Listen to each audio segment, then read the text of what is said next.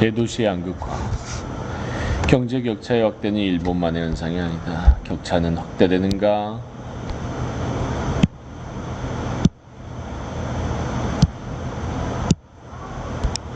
OECD 국가의 소득 분배와 빈곤을 살펴보면 OECD 경제협력개발기구 국가 가운데 3분의 2에서 경제 격차가 커졌다. 반대로 격차가 줄어든 나라는 프랑스, 그리스, 아일랜드, 스페인에 불과했다. 빈곤율도 3분의 2에 달하는 국가에서 올라갔고 수치는 OECD 평균과 비교하면 10% 이상 높게 나타났다. 이처럼 격차 확대와 빈곤의 증가는 전 세계 많은 나라에서 똑같이 일어나고 있다. 이런 흐름에 주목한 것은 다른 나라에서도 비교적 최근의 일이다. 그러나 꽤 오래전부터 격차 확대에 주목한 사람들이 있었다. 경제학, 지리학, 사회학 분야에서 도시 문제를 다루는 연구자 집단이 대표적이다. 1990년대 무렵부터 이들은 선진국 대도시에서 경제 격차가 커지고 있으며 사회적 양극화가 진행된다고 지적했다.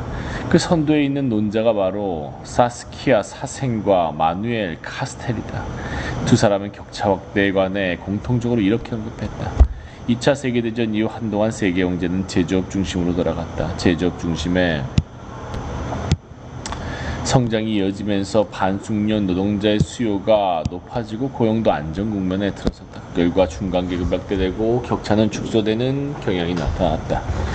그러나 최근에는 경제 성장의 엔진이 금융업이나 정보 서비스 쪽으로 이동했다. 게다가 경제의 전 지구화가 진행되고 글로벌 시티가 출현하면서 이제는 거대 도시를 중심으로 세계 경제가 돌아가기 시작했다. 이런 거대 도시에서 직업 구조는 고도의 기술이나 판단력을 요구하는 일자리와 단순한 일자리로 양극화가 일어나고 고도의 기술, 단순한 일자리. 이로 인해 소득 격차가 벌어지는 경향이 나타났다. 한편에서는 관리직, 전문직이 늘어나고 이들은 고도의 과학기술 산업에 종사하거나 전문직 서비스를 제공한다. 다른 한편에서는 이런 자들의 업무와 생활을 지원하는 청소부, 점원, 계산원, 웨이터, 건설 인력 따위가 늘어난다. 이들은 노동 집약적 산업에 종사하는 저숙련 노동자 집단입니다. 마지막으로 중간계급의 기반인 제조업이 주변 지역이나 개발도상국으로 빠져나간다.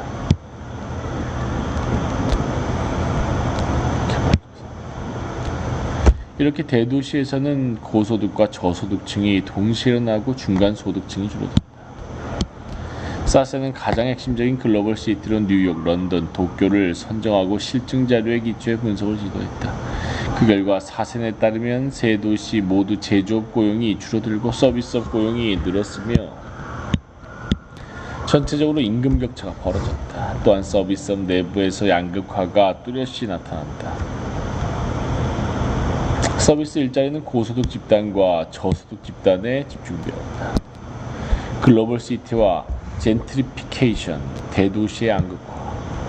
경제 격차의 확대는 일본만의 현상은 아니다. 격차는 확대되는가? OECD 국가의 소득 분배와 빈곤을 살펴보면 OECD 이거잖아.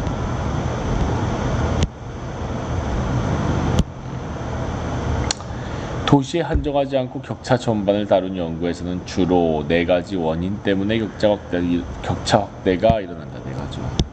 1. 전지구화. 2. 기술 혁신의 진전. 3. 노동 및 산업의 규제 완화. 4. 비정규직 노동자의 증가가 것이다. 여기서 1과 2는 사생과 카르텔의 도시 양극화 설명에서 핵심적인 요소다. 게다가 규제 완화는 첨단 산업의 도시 집중에 크게 기여하고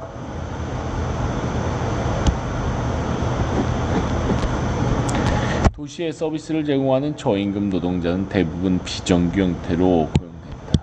따라서 이상의 4가지 요인은 사생과 카르텔이 지적한 사실과 모두 중복된다. 왜 그럴까? 선진국 사회라면 어느 곳이나 도시 인구가 차지하는 비율이 높아서 대도시 지역에서 격차가 커진다면 사회 전체 차원에서도 필연적으로 격차가 커진다. 간단히 말해 격차 확대는 대도시의 격차 확대에서 많은 부분이 기인한다. 격차 사회를 둘러싼 논의에서 사생과 카스텔은 아직까지 자주 거론되지 않지만 이런 점에서 격차 연구의 선구자로 기억되어야 한다. 마찬가지로 격차 확대를 연구할 때에는 사회 전체의 일반적 경향만이 아니라 도시 구조나 도시 문제의 관점에서 격차가 포착되어야 한다. 예컨대 격차 확대가 어떻게 도시를 바꾸는지, 격차 확대가 일으키는 이런저런 문제가 도시에서는 어떻게 표출되는지 따위가 고려되어야 한다. 그러나 사세는 뉴욕과 런던에 관해서는 의문의 여지가 없는 근거를 다수 들고 있지만 도쿄에 관해서는 데이터의 제약 탓인지 명확한 근거를 내놓지 못한다. 사세는 도쿄와 지방의 경제적 격차가 커진다는 일반적 사실만 지적하고 일본의 몇몇 연구를 인용하는 선에서 그친다. 과연 도쿄에서도 양극화 현상이 일어났을까? 이에 관해서는 4장에서 자세히 검토할 예정이다. 재개발과 도시재편. 사센과 카르텔의 주장에는 주목할 부분이 또 있다.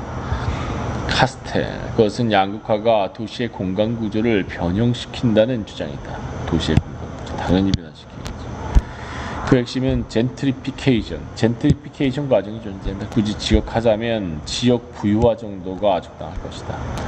일반적으로 대도시 중심부에서 약간 벗어난 지역에는 예전부터 자영업자, 빈곤층, 노동자 등이 거주하며 협소하고 낡아 빠진 주택이 많은 지역이 존재한다.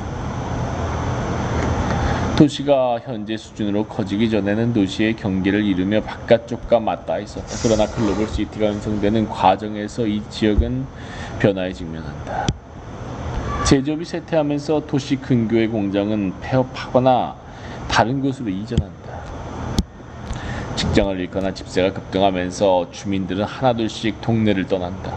이주를 원하지 않아도 이런저런 재개발 압력이 가해지면서 그들은 다른 곳으로 옮겨가야 한다. 그들이 밀려난 땅에는 고소득층을 위한 주택과 상업시설이 건설되고 글로벌 시티의 엘리트층이 이주한다.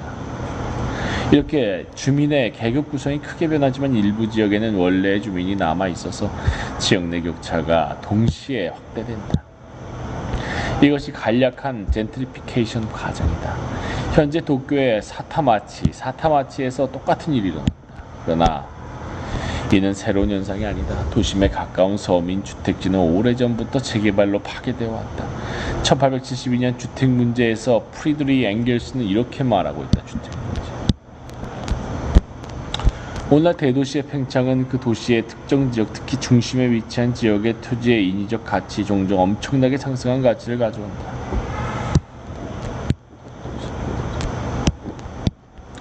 그러나 그 위에 지어진 현재 낡은 건물은 토지의 가치를 올리는 대신 오히려 떨어뜨린다.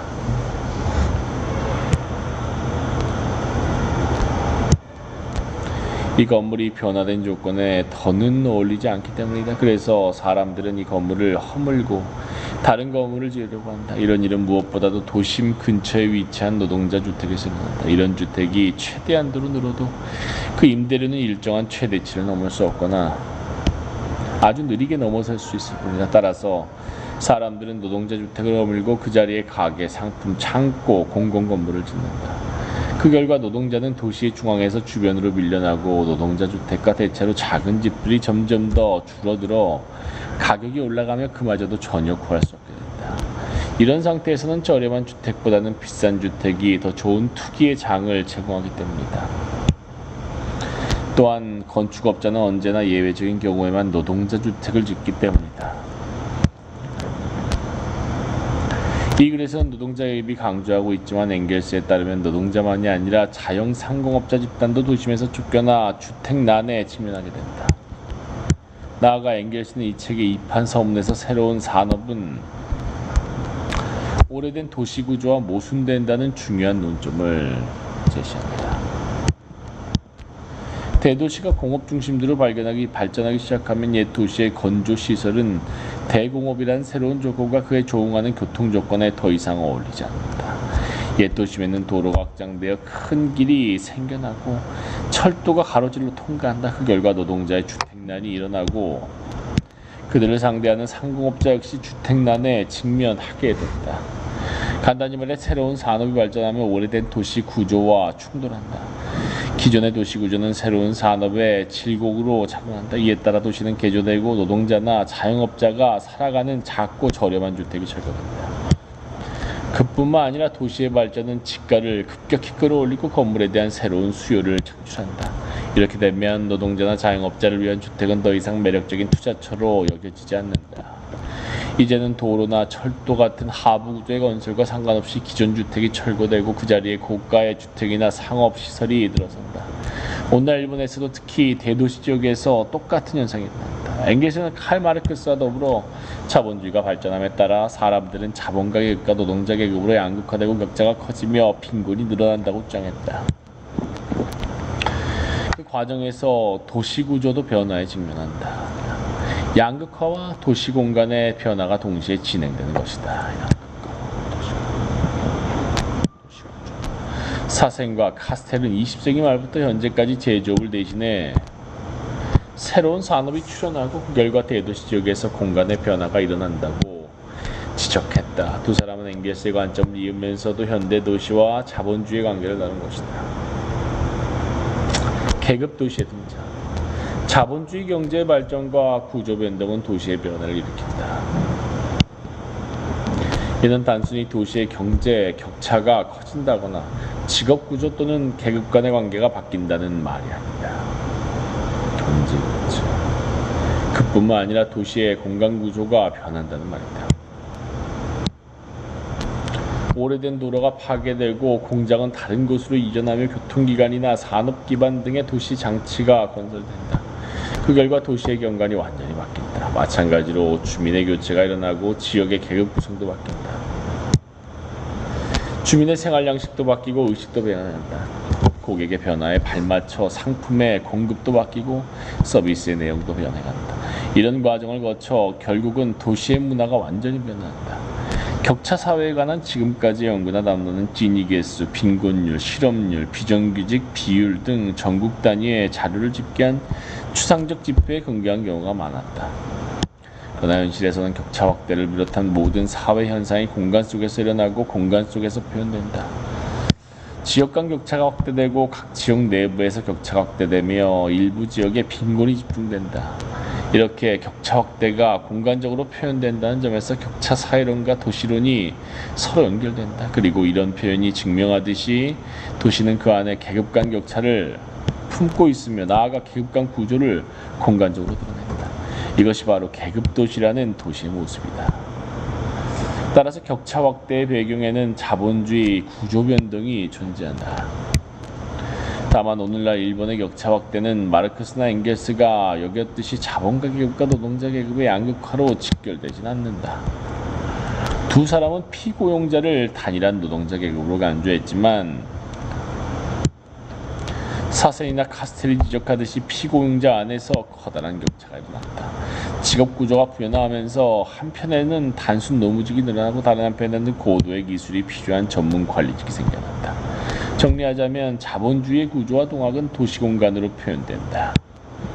따라서 현대 도시를 이해하기 위해서는 그 배경에 존재하는 현대 자본주의의 구조와 동학을 고려해야 한다. 자본주의의 구조. 이 책에서는 격차 확대라는 현상을 접점으로 현대 자본주의론과 도시론을 연결하며 이를 통해 오늘날 일본의 도시 현상을 살펴보려고 한다. 이 장에서는 도시와 격차에 관한 이론적 기초를 검토하려고 한다. 특히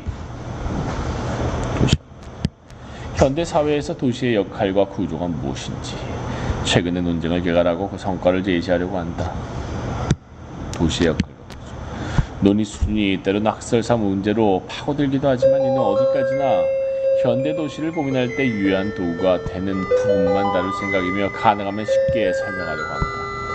3장에서는 시타마치와 야마노테를 키워드로 도시 및 격차에 관한 지금까지 여러 가지 담론을 고찰하려고 한다. 이는 오늘날 도시 문제에 접근하는 기초 작업으로 전문적인 연구보다 대중매체나 저널리즘이 생산한 담론에 주목하며 그 밖에도 문학, 영화 등에도 초점을 맞출 것이다. 영화까지. 4장에서는 도쿄를 예시로 데이터에 근거해 현실의 도시 격차를 살펴보려고 한다. 사용한 데이터의 양이 매우 많긴 하지만 자료에서 얻은 정보를 단순한 지표로 요약해 도표로 만들거나 색깔로 구분한 지도로 제시할 생각이다. 따라서 통계 분석에 관한 사전 지식이 없어도 읽고 이해하는 데 큰 무리가 없을 것이다. 반가운 소리. 5장에서는 앞에서 논의한 내용을 전제로 현장 답사에 나섰다. 도시 내부의 격차를 느낄 수 있도록 몇 개의 코스를 걸으면서 격차 현상을 실제로 체험할 것이다. 코스의 마지막에는 이자카야에 들러 피로를 풀 예정인데 이자카야. 실은 이것도 탑사일이다. 6장에서는 계급도시의 미래를 고민하려고 한다. 격차 확대는 앞으로도 계속될 가능성이 크다. 계급도시. 그 결과 계급 간 대립과 반목이 강해지고 이는 결국 지역 간 대립으로 드러나 계급도시 또는 투쟁도시로 발전할 것이다. 이를 대체할 바람직한 도시는 어떤 모습일까? 여기서는 이런 과제를 다루고자 한다.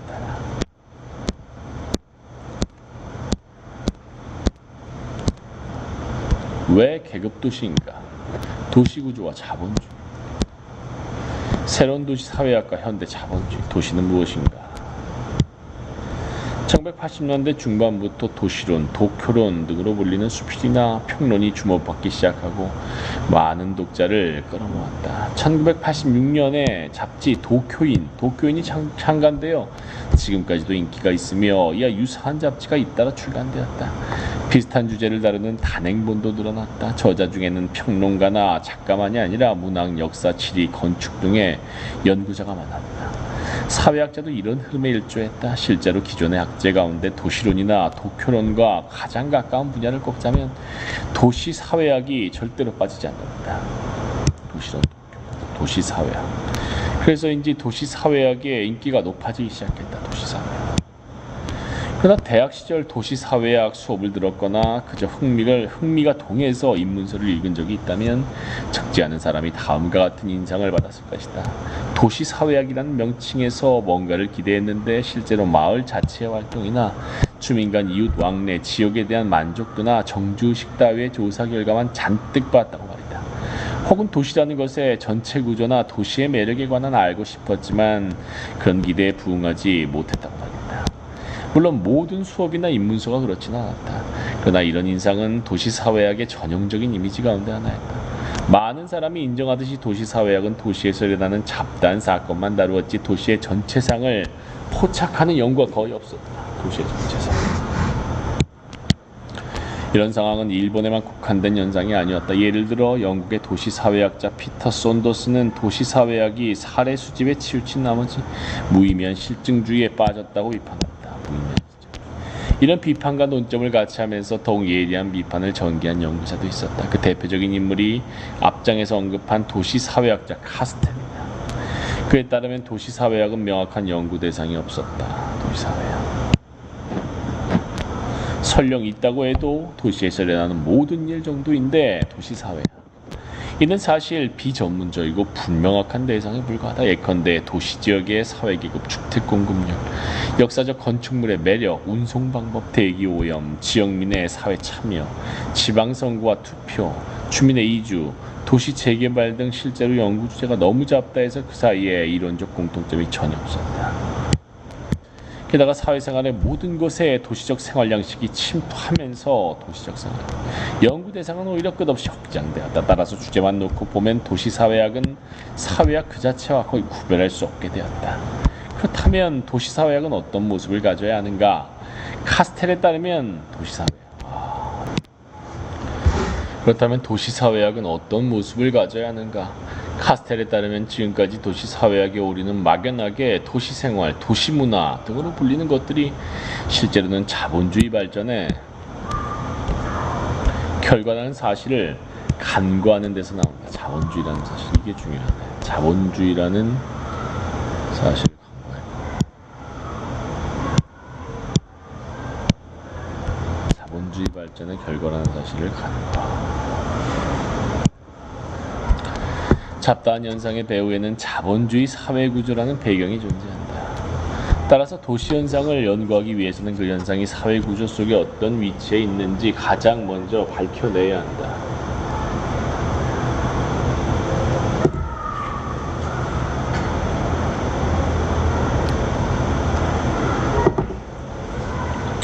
카스텔의 주장은 전 세계적으로 많은 공감을 불러왔다. 카스텔에 따르면 도시는 자본주의의 사회구조를 반영하는데 그의 발상은 그 이후 미국, 유럽, 일본 등에서 대거 수용되어 도시사회학자 사이에 새로운 연구를 촉발했다. 이런 접근은 새로운 도시사회학이라고 불리며 기존 연구의 흐름을 크게 바꾸었다. 대략 비슷한 시기에 지리학에서도 새로운 경향이 나타났다. 몇몇 지리학자는 도시를 자본주의 경제의 발전이나 변화와 연결했으며 이런 식의 분석은 그 영향력을 점점 더 높여갔다. 도시를 자본주의 경제의 발전과 변화.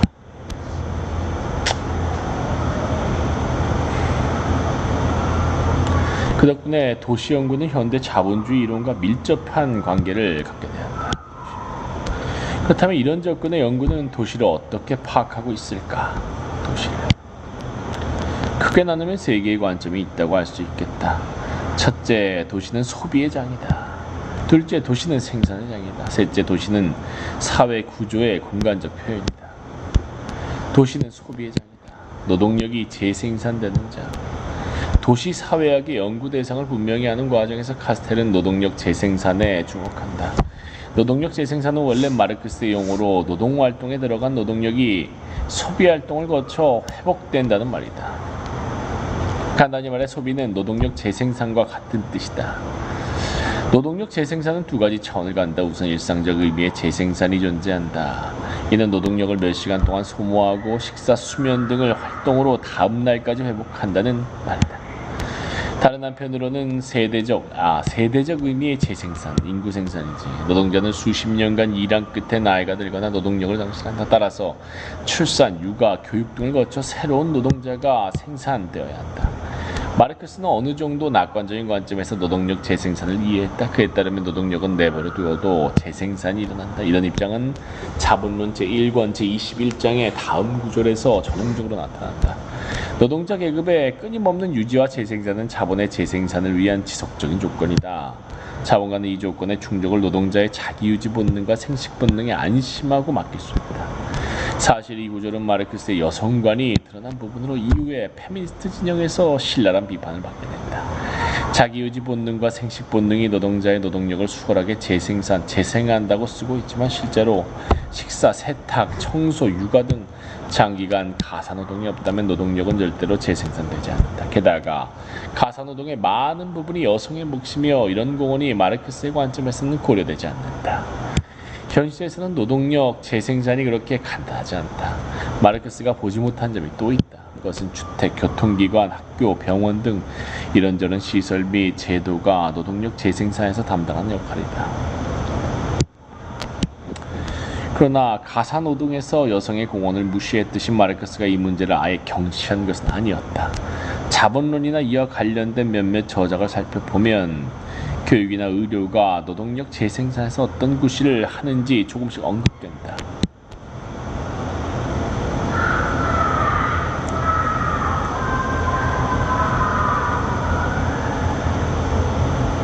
이러미러 마르크스는 이 문제에서 약간의 관심을 보였다고 할 수 있다.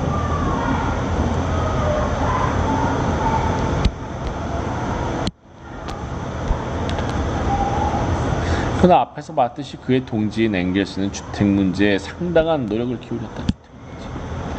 이와 비교할 때 마르크스의 설명이 자기유지 본능과 생식 본능에 치우쳤고 이런 사실은 대체로 부정할 수 없는 일이다. 카스텔은 노동력 재생산 문제에 초점을 맞춤으로써 도시를 자본주의 사회구조 속에 명확히 위치 지을 수 있다고 생각했다. 노동력 재생산을 관점에서.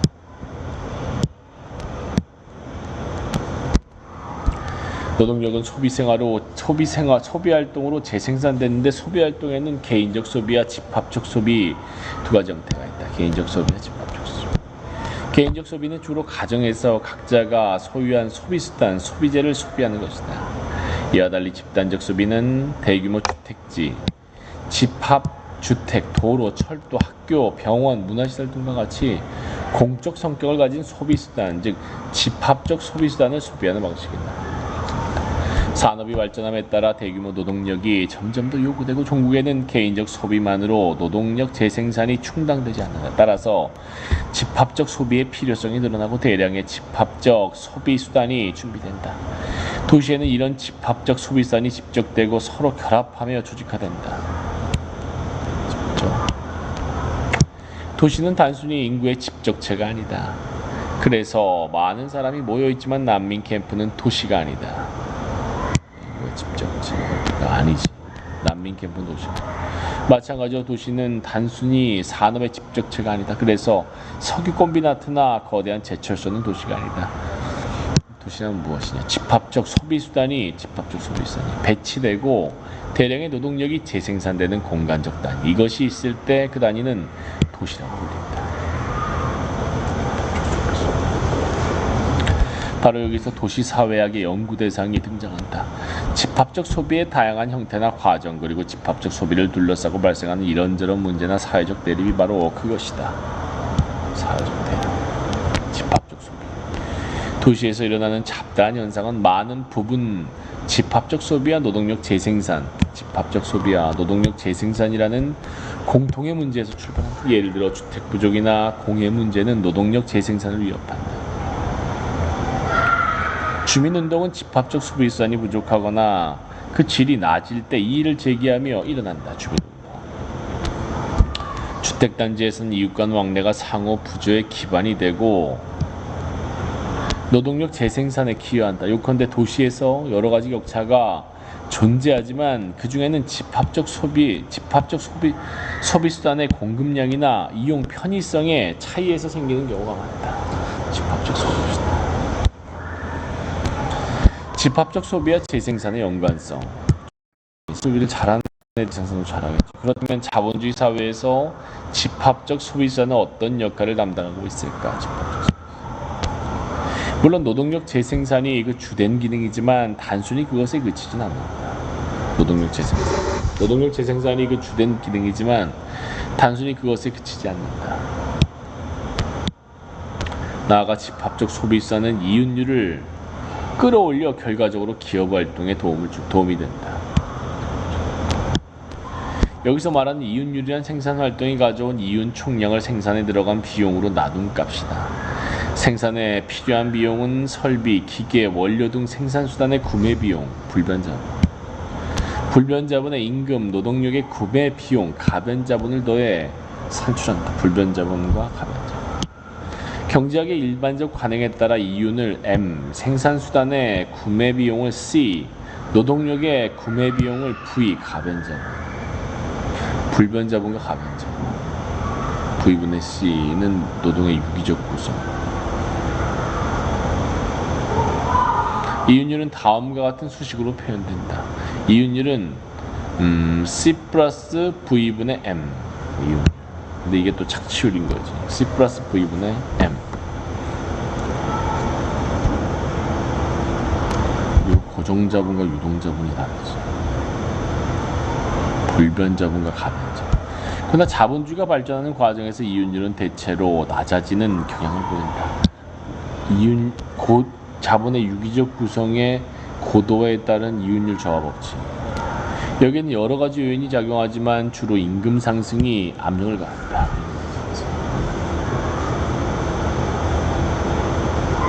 V분의 C인데 C를 그래서 키우는 거지.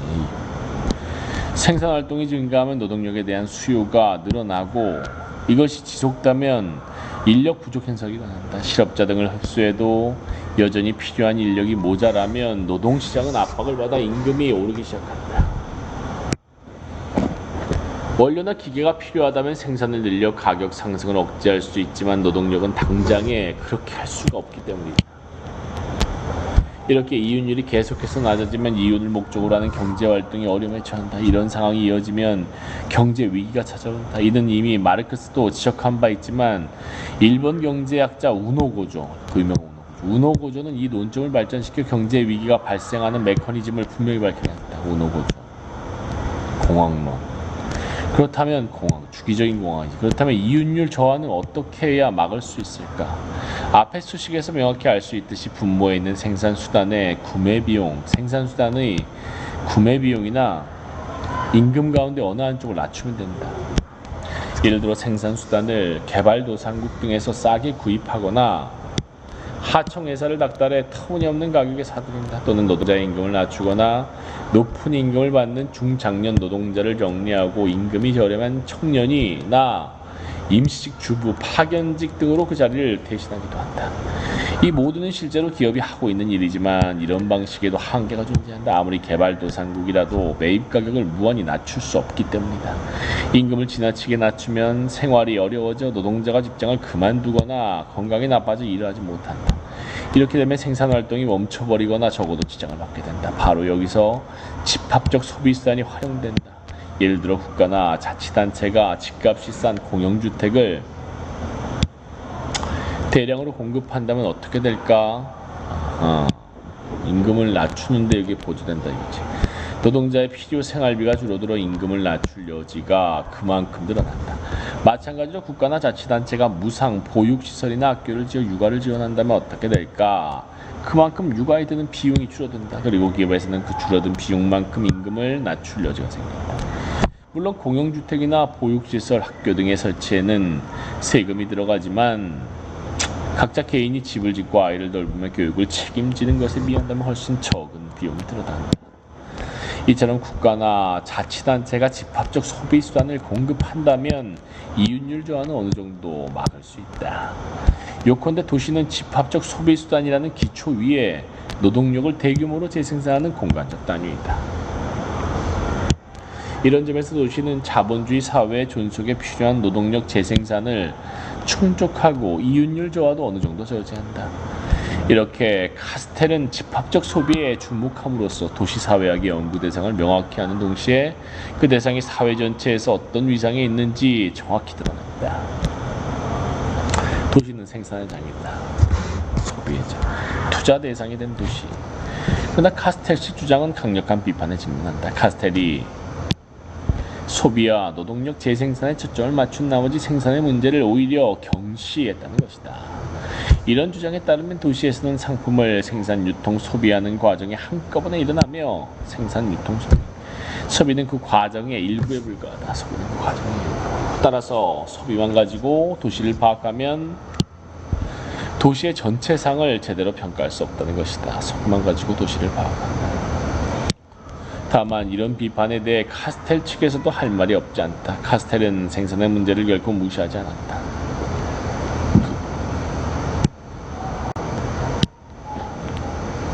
좀 더 풀어보면 생산과 유통의 흐름은 원칙상 무한히 확장된다. 생산과 유통. 생산의 문제를 결코 무시하지 않는다.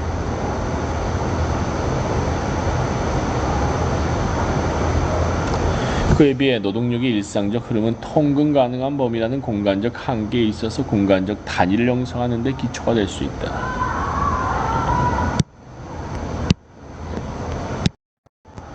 그래서 카스텔은 생산이 아니라 소비와 노동력 재생산이 도시의 본질적 요소라고 판단한 것이다. 이런 생각은 일리가 있지만 그럼에도 도시가 생산에서 담당하는 역할은 무시할 수 없을 정도로 매우 중요하다. 더군다나 오늘날 선진국에서는 도시 그 자체가 주요한 투자 대상이 되었다. 도시의 공간 자체가 하나의 중요한 생산물이 되었기 때문이다. 프랑스의 사회학자 앙리 르페르브, 그 유명한 앙리 르페르브. 르페르브는 이런 사실을 지적한 최초의 인물로 계신다. 르페브르에 따르면 오늘날 도시공간은 생산이나 소비가 이루어지는 장소만이 아니라 이윤을 목적으로 하는 생산활동의 대상이 된다.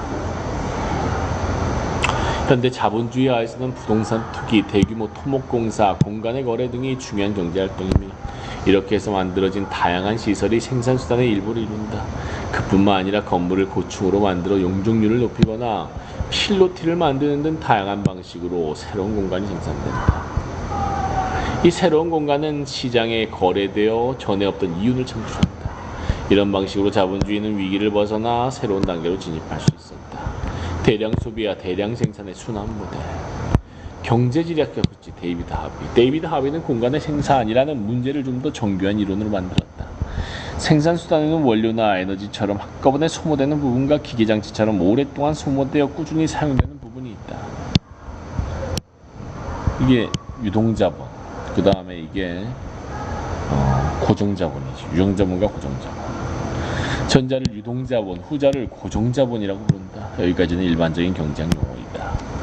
여기서 합의는 고정자본을 다시 한번 두 종류로 구별할 수 있다고 말한다.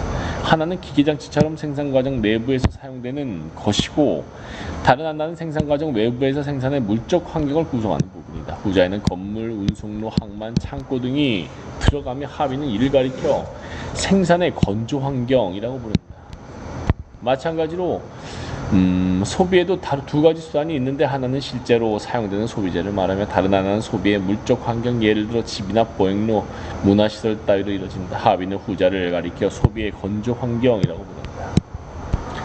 생산과 소비의 건조 환경은 인위적으로 생산된 공간의 주요 형태이다. 생산과 소비의 건조. 이는 중요한 투자 대상인 동시에 생산과 소비의 필수 조건이다. 생산된 공간의 주요 생산과 소비의 건조 생산과 소비의 필수 조건. 게다가 규모가 크고 이동하기 어려운 성질이 있어서 이에 대한 투자는 필연적으로 도시의 경관을 생산하고 변형한다. 그렇지. 예를 들어 롯본기 힐즈는 도쿄의 도심부의 거대한 사무공간 및 상업공간을 만들었다. 오카와바 타리버시티 21은 도시의 왕관 지역에 거대한 주거 공간을 만들었다. 그리고 둘 다 도심의 경관을 크게 바뀌었다. 이와 같이 공간의 생산은 오늘날 주요한 산업 가운데 하나가 되었다. 예컨대 공간의 생산을 담당하는 건설업과 부동산은 현대 자본주의 안에서 특별한 의미를 갖는다. 포드식 대량 생산과 대량 소비까지 63쪽.